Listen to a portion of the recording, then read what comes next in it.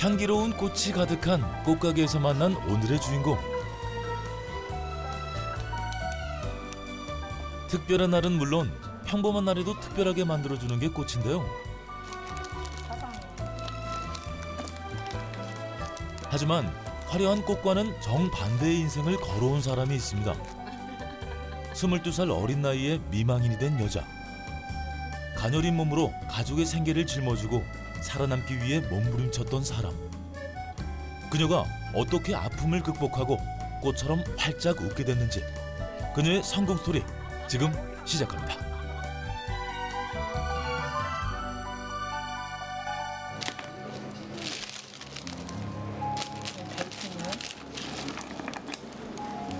여유로운 오후, 그녀와 이 꽃집과의 인연 어떻게 시작된 걸까요? 지나가다가 저도 할 수 있을까요? 라고 들어왔는데 정말 못했어요. 안 되더라고. 인생은 제가 언니한테 정말 많이 배워요.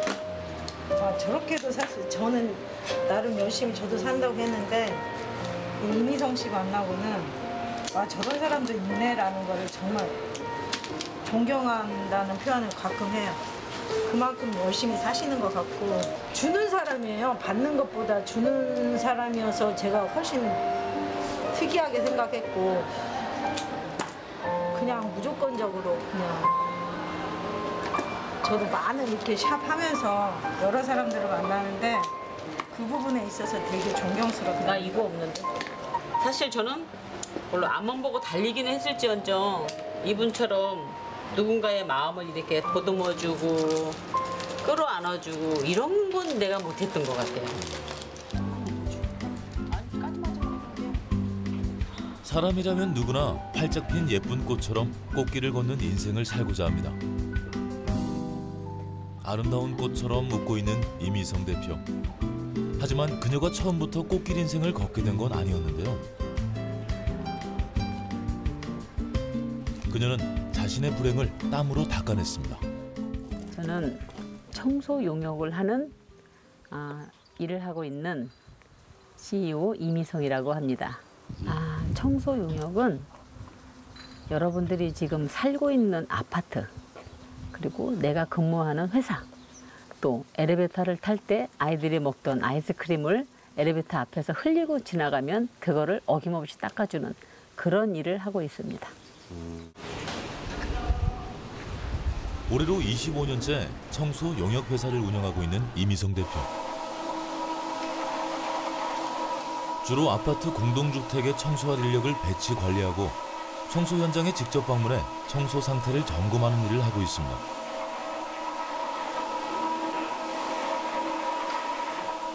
여자 혼자 하기엔 쉽지 않은 일. 하지만 지금까지 그녀의 인생 목적은 삶을 살아내는 것, 그리고 가족 모두를 살게 하는 것이었다는데요. 힘들지만 이 생각 하나로 지금까지 버텨왔다고 합니다. 대표님, 여기 지금 현장 나오신 건가요? 네. 대청소하는 거에 어떻게 좀 잘 되고 있나 지나가는 길에 잠깐 들려봤어요. 좀 네. 보니까 어떠세요? 이제 예전에는 이 아파트가 옛날 아파트들은 요 앞에 신주가 박혀 있었어요. 황금색으로 된 신주가 이렇게 여기에 박혀 있었거든요. 그러면 이제 아주머니들이 제일 힘든 부분이 요 아파트에 신주 닦는 일이 굉장히 힘들어요. 근데 이제 요즘에는 새로 짓는 아파트들은 이 신주가 없잖아요. 그러니까 일하기 훨씬 수월해진 거예요. 이런 걸 치워줘야 되는데. 회사 직원의 평균 연령은 68세. 대부분 고령의 여성 근로자인데요.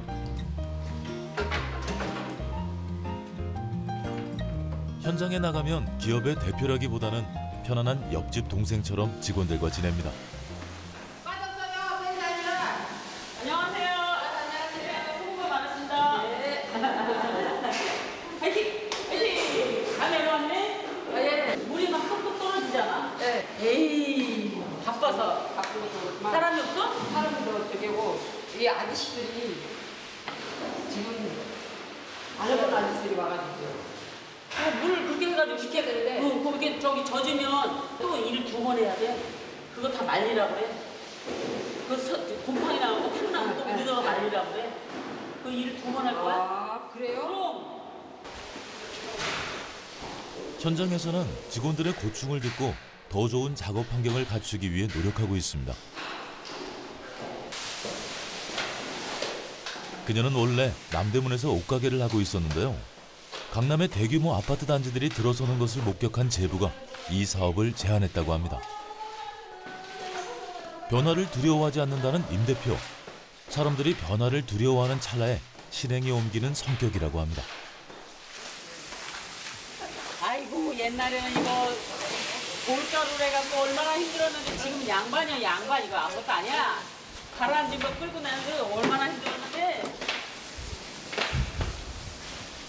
누군가가 하기 꺼려하는 일, 누군가는 하찮게 생각하는 일에서 기회를 찾았다는 이미성 대표.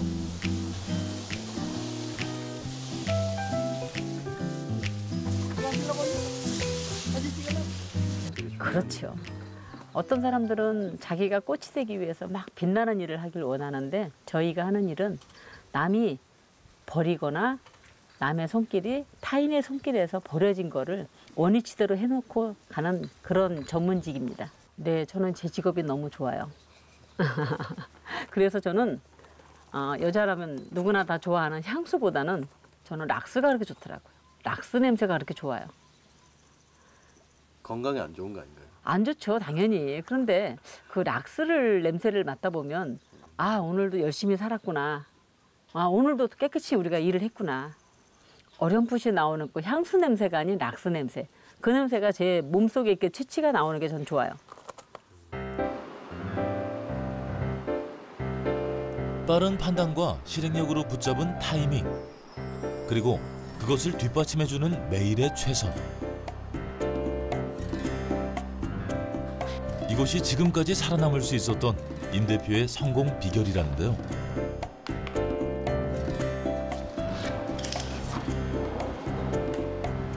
서울 수도권은 물론 전국으로 거래처를 늘려나갔고 IMF 외환위기 때도 특별히 영향을 받지 않고 무난히 매출에 100억 원을 돌파했다고 합니다. 이렇게 가난과 조금씩 멀어지게 됐다고 하는데요.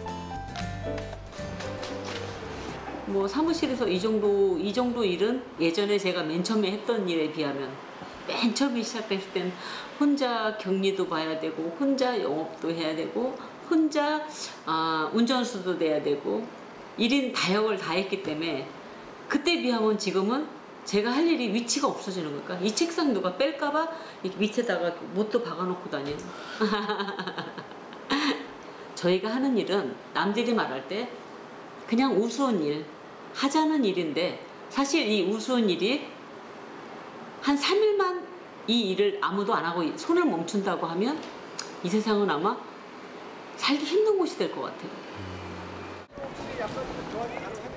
현재 회사를 운영하기 전 그녀는 13년간 남대문 시장에서 악착같이 가난을 이겨냈다고 합니다. 하루 일과가 어떻게 돼요? 그 시절에? 그때는 통행금지가 있었어요. 그러니까 밤 12시부터 4시까지 통행금지가 있었거든요. 그러니까 4시 반에 첫 버스를 타고 그리고 이제 남대문 시장을 내리면 이게 깜깜하잖아요. 그럼 저기서 내려가고 걸어오는 거야. 그러면 여기에 이분들이 이렇게 놓고 간 물건들 있잖아. 좌판이라고 그래 이거를. 근데 여기서 또 주무시는 분도 있어 여름에. 그럼 막 뛰어가다 보면 딱 뭐가 걸려 사람이. 그러면 이렇게 좌판에다 놓고서 주무시는 분들, 그분들 다리에 걸리는 거예요.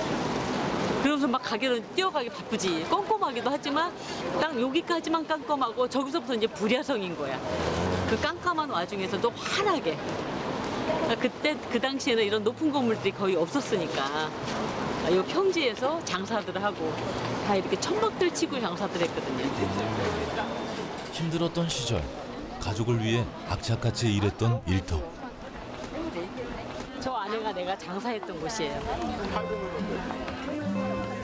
젊은 시절 갑작스럽게 미망인이 된 동시에 혼자 아이를 키우게 된 그녀. 남편의 부고 소식을 들은 다음 날에도 이곳에서 일을 했다고 합니다. 마른 몸으로 옷보따리를 머리에 이고 헐헐 날아다녔고 화장실 갈 시간, 식사 시간을 줄여가며 일을 했다는데요. 요즘이야 요쯤이었어요. 요쯤이었어요. 여기서 한 몇 년 정도 하신 거예요? 한 10년? 진짜 그때는 어디서 그렇게 그런 힘이 나왔는지 글쎄 간절했기 때문에 그렇게 하지 않았을까. 너무 간절했거든요. 그 허기진 배를 채우기 위해서 그날 하루하루를 벌어야 되는데 그게 그때 당시에는 그게 당연히 해야 되는 일인 줄 알고 했어요. 그게 이제 가족을 생각하는 애틋한 마음이죠. 왜냐면 누군가에게 같이 음식을 공유하고 삶을 같이 공유해 줄 수 있다는 그 가장으로서의 책임? 우리 세대의 아버지들이 갖고 있는 그런 마인드 있잖아. 나는 힘들어도 가족이 행복하다면 얼마든지 할 수 있다는 거. 누가 시키지 않았지만 치열하게 살았던 순간들이었습니다. 엄마잖아요. 엄마인데 어떻게 안 돼요. 아이를 낳은 엄마는 이 세상에 그 무엇보다도 굉장히 강해요. 자식을 낳은 엄마. 그 엄마는 이 세상에서 못할 게 없어요. 저는 문득문득 살면서 그런 생각해요. 만약에 우리 남편이 정상적으로 제대를 하고 나왔고 제가 이 아이를 데리고 그 남편하고 살았더라면 보통 평범한 사람이었겠지. 그냥 남편 뒷바라지하고 뭐 매일 부부싸움하고 살아 못 살아 이러고 뭐 이혼서에 도장 찍을 거야 말 거야 막 이런 가장 평범한 사람이었겠지. 근데 그 가장 평범함이 가장 행복한 거거든요. 그런데 그 소박한 꿈이 저한테 잘 안 이루어지더라고. 남대문 옷가게 이후 청소 용역 회사가 빠르게 자리 잡으면서 안정적인 삶을 사나 싶었지만 시련이 그녀를 또다시 찾아왔습니다. 어느 날 운전 중 눈이 침침해 병원을 찾았더니 청천벽력 같은 소식. 뇌종양 판정을 받은 겁니다. 이것이 두 개가 다 교감을 해야 돼요. 웃는 모습 봐라.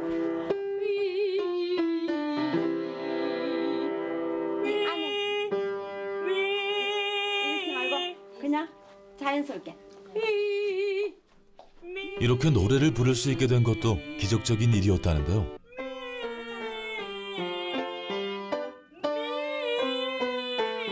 그것도 호흡이 먼저.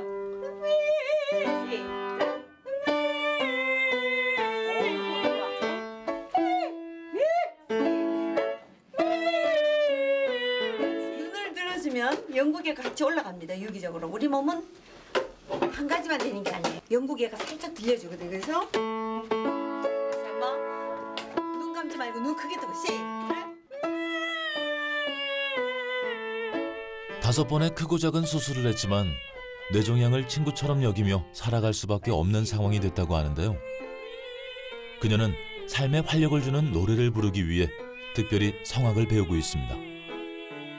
제가요, 그 목소리가 조금 트이고 싶은 생각도 들고 이 성악을 하면은 정신이 맑아지고 영혼이 깨끗해진다고 하더라고요. 그 대중가요나 이런 거 노래 부를 때하고는 또 느낌이 달라요.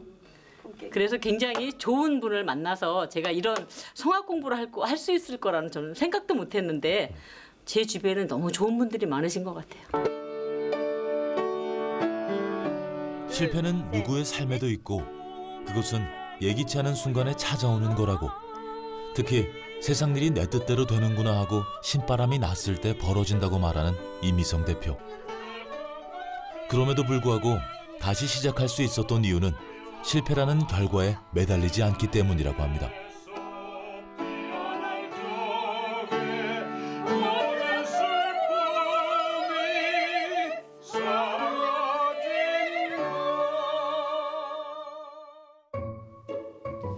그녀의 하루 일과는 눈코 뜰 새 없이 바쁘고 또 다이나믹합니다. 무슨 성악? 이현모 원장님하고. 최근 그녀의 삶의 스토리를 눈여겨본 사람들로부터 강연 요청이 많다는데요. 좀 더 완성된 강연을 하기 위해 강연 노하우에 대한 조언을 찾았습니다. 그러니까 어디 가서 강연하든지 하면은 좀 사진을 좀 부지런히 찍으라니까 사진은 안 찍잖아.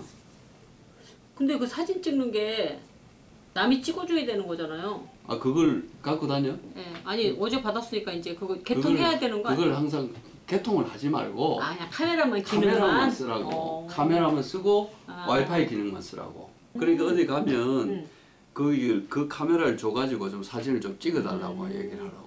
아니 강연장에 가서 누구한테 딱히 이걸 주고서 해주세요 하기가 좀 그런 거예요. 미안한 거예요. 아니면 그러니까, 지문 인식도 돼 있고. 그러니까 그거를 하지 말고. 지금 이제 제가 이 정우상 선생님이라는 분을 만나게 된 게 제 인생의 터닝 포인트예요. 선생님을 만나면서부터 저의 인생의 눈높이가 달라진 거예요.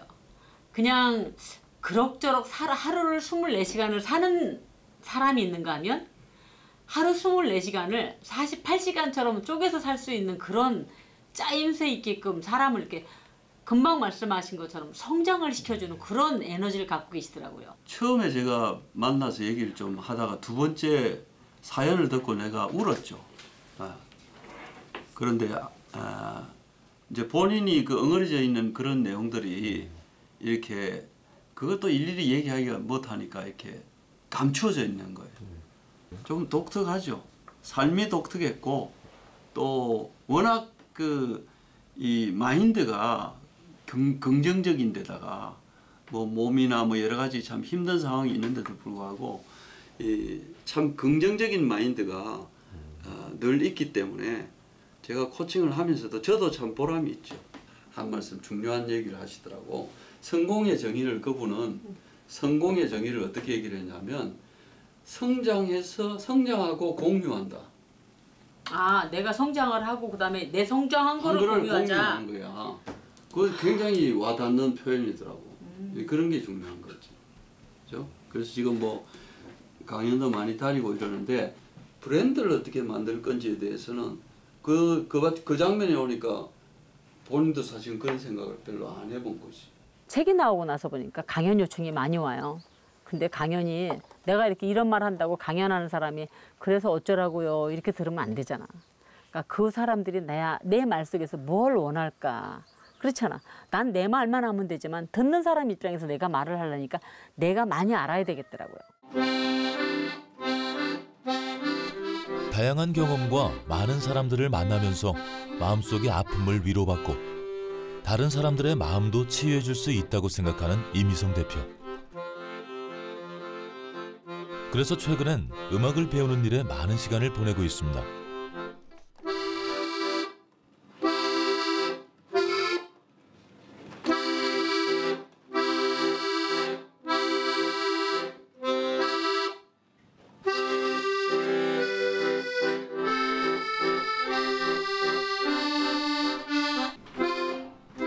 아직은 서툴지만 과거 그녀가 실패를 겪고 한 단계씩 성장했던 것처럼 차근차근 배워나가고 있습니다.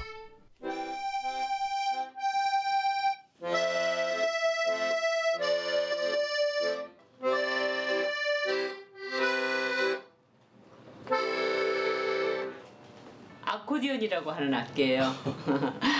제가 아코디언을 배우게 된 게 나이가 있어서 이제 또 어떤 악기인가 하나를 배우고 싶은데 어느 순간 그 북한 아이들이 그 공연하는 장소에서 조그마한 요만한 아이가 아코디언을 갖고 노는 게 아주 자유자재로 흥이 나더라고요. 그래서 나도 이 다음에 시간적 여유가 생기면 양로원이나 이런 노인정인 같은 데서 모든 삶에 이제 흥이 없어질 나이에 나 역시도 흥이 없어질 나이에 그분들과 함께 하면서 그분들의 딸이 되고 그분들의 며느리가 돼서 이 아코디언 하나만 가지고도 그분들과 노래 한 곡 정도 부를 수 있는 실력만 내가 되면 그분들과 함께 했으면 좋겠다. 자신이 아파봤고 실패해봤기 때문에 상대방의 시련을 조금은 더 잘 이해할 수 있을 것 같다는 그녀. 훗날 힘들게 살았던 사람들의 마음도 음악으로 치유해주고 싶다고 말합니다.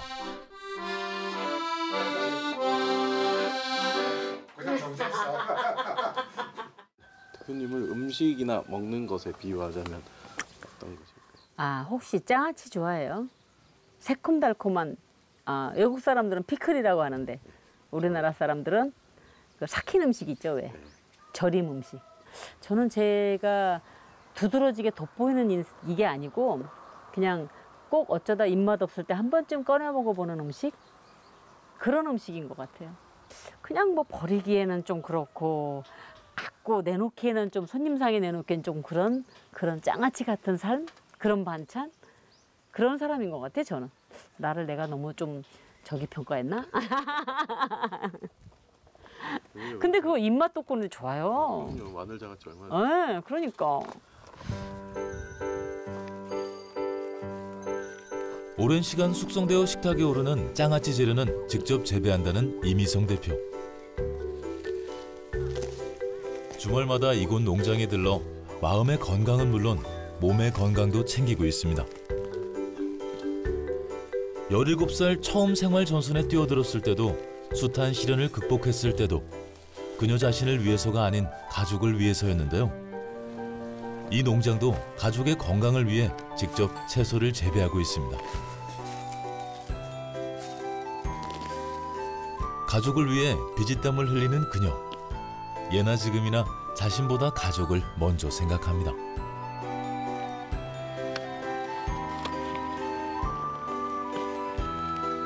작물보다 어떻게 풀이 더 많이 자라갖고 이거 갈아가지고 다른 방법을 써야지. 주말마다 이게 풀 뽑으러 오는 거예요, 풀 뽑. 에휴, 나보다 힘이 더 세다. 짜증 좀 나신 것 같은데요? 아니요, 안 났어. 풀이 너무 세, 지금 이게. 좀 연할 때 얼른 쑥 뽑았어야 되는데 너무 뿌리가 깊게 박혔어. 마트 가서 조금 사 먹으면 되지. 그걸 뭐 이렇게 힘들게 해요, 그런데. 그렇게 얘기하시는 분들한테는 딱히 뭐라고 할 말은 없는데 이렇게 해가지고 논아주는 게 그 나누어 먹는 그 재미가 그게 이렇게 제일 좋더라고. 이렇게 새카맣게 된 걸 요걸 이제 따는 거야, 이렇게 하나씩. 하나의 열매는 그냥 맺어지지 않는 법. 벌들의 도움을 받고 예측할 수 없는 비바람도 견뎌야 하는데요. 사람의 인생 역시 알 수 없는 것이기에 그녀는 어쩌면 또 다른 시련이 닥쳐올 수 있다고 말합니다. 그렇다고 할지라도 계단을 닦는 것처럼 차근차근 인생을 닦아나갈 거라는 이미성 대표. 10년 후에 나는 우리 손주들을 데리고 배낭을 메고 세계 여행을 다니고 싶어요. 그 친구들의 길을 받아서 그 친구들과 함께 세계를 여행하면서 삶의 현장을 경험해보는 그런 삶을 좀 살고 싶어요. 그런 제가 지팡이 노릇을 하고 싶어요. 그랬구나. 날라갔어? 그녀의 버팀목 가족. 언제나 가족들에게 삶의 지팡이가 되었던 이미성 대표. 그녀의 인생에 아름다운 꽃들의 향연이 펼쳐지길 응원합니다. 물고기 잘 잡지? 앞으로 꽃길만 걸으세요.